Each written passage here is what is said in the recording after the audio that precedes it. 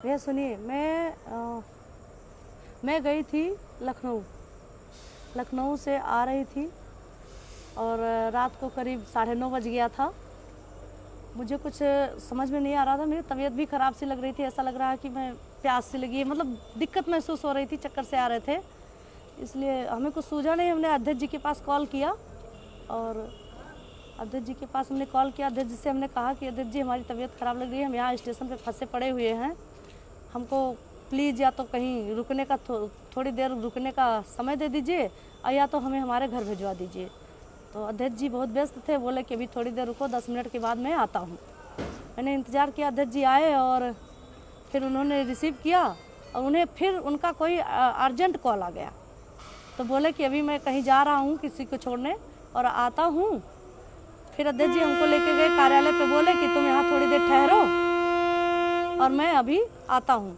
जैसे ही मैं जा रही थी, 2-3 सीढ़ी चढ़ी, चौथे सीढ़ी जैसे क्रॉस की, हमें ऐसा लगा कि मेरा हिल वाली सैंडल पहनी थी, मेरा पैर फिसला कि चक्कर सा आ गया। मैं ऐसे हाथ जैसे पीछे की कि सर जी पीछे खड़े थे, हमको थाम लिए और उन्होंने मुझे सहारा दिया।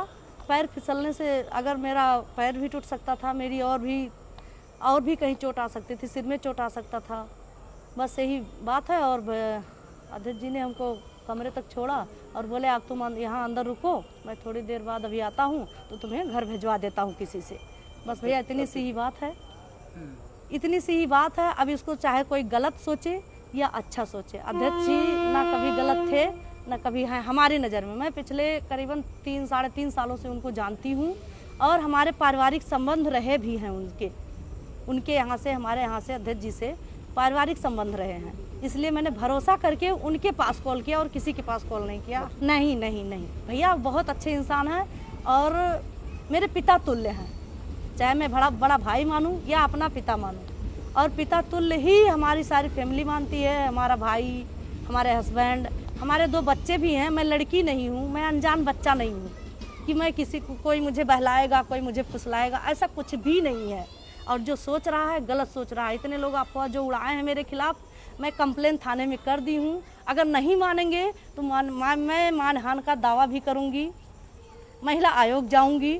और भैया मेरे भी इज्जत है, या माननीय अध्यक्ष जी के पास भी इज्जत है, वो ऐसा कुछ समझते तो किसी लेडीज को क्यों सहारा देते? नहीं ना, ये गलत है, अफवाह है, ये राजनीतिक मैटर है।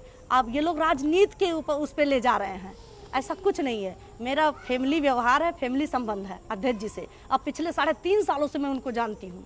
मुझे आप बताओगे या कोई बताएगा कि अध्यक्ष जी कैसे हैं?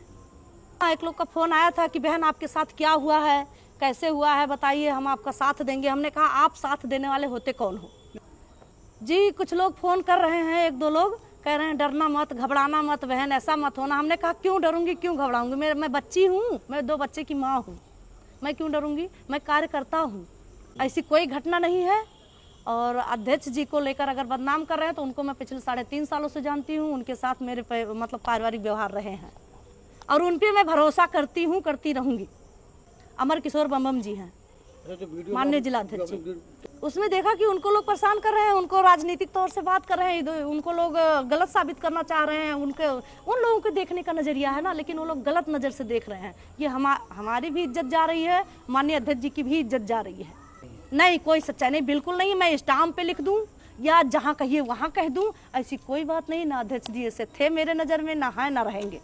तो ये तो कोई भी कर सकता है, पति भी कर सकता है, भाई भी कर सकता है, बाप भी कर सकता है, कोई भी कर सकता है, ऐसा कोई भी साथ दे सकता है, कोई भी थाम सकता है।